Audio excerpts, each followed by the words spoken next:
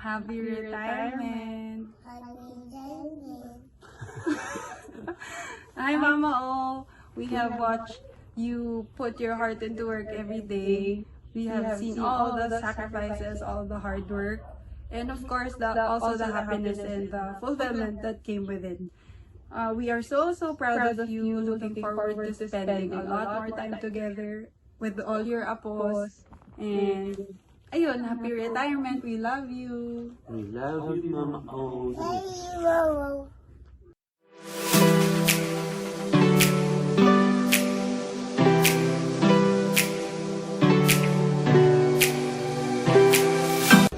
Happy retirement, Mama O. Enjoy every moment. I love you. Happy retirement, Ma. Very well deserved rest and relaxation, and thank you for your hard work and dedication. Thank you for sacrifice. Witness ako nun. Alam ko yung mga pinagdaanan natin. Alam ko na you provided us food and syempre shelter nandyan.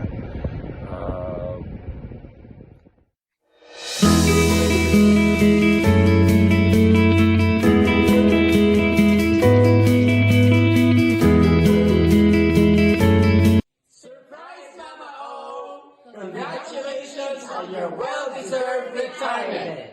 Retire! R. Rest. Make sure. Take a lot of rest. E. Enjoy life to the fullest. T. Take your time and enjoy lots of Tamerlanes. I. Inspire others. R. Reconnect with loved ones. E. Embrace the rest of your life and your journey. We love you and see you again soon from your San Antonio Transit family. Mwah.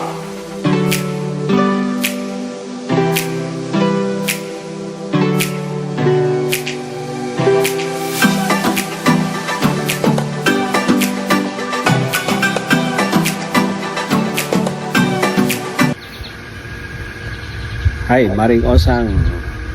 I learned that you are retiring na. Welcome to the world of retirees. Enjoy our life. Marami pa tayong magagawa rito. So, carry on and congratulations. Bye. Hi, Ma. Congratulations for your retirement. Mas marami ka ng oras para sa mga apo mo. Makakapag-relax ka na. Dito, pwede kang pupunta, mag-alaman-alaman. Salamat sa lahat. And wishing you a great retirement time, and also sana magkaroon ka ng better health. Salamat din sa servisyo sa QCPD. Marami po kayo natulungan, hindi lang po pamilya, kahit hindi po natin dito kapamilya, natutulungan niyo po. Maraming salamat, Ma, and congratulations. Mama, I love you.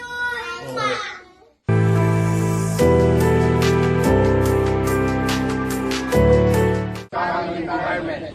Your dedication and service through the wishing you joy and fulfillment. Wishing you a happy and fulfilling retirement. Thank you for your leadership and guidance. Enjoy this new journey in life. Happy birthday, Mama Osang! Mamamas ko po. Mga Osang, happy birthday and happy retirement. Sayang ano eh. Basta happy birthday and good luck sa retirement mo natin. Congratulations. You are now called retirees. But in our heart, you'll never be retired. Siguro kung hindi kita nakilala way back year 2005, or kung hindi mo ako nakilala when I was assigned in training sections under Police Major Parian. Di ko alam kung saan ako na-assign ngayon. Thank you for trusting me. And of course, trusting you too. Thank you for everything. Thank you for your service. And thank you for guidance. But nevertheless, you can now relax, sit back, and enjoy your life, your next journey in life. And you're now entering the apostolic life, I guess. It is called apostolic life because mag-aalaga ka ng mga apo. So that is called apostolic life. Hindi po maiwasan yun. Marami kang mga apo. And now, happy birthday again. Happy retirement day. Goodbye, tension. And hello, pension.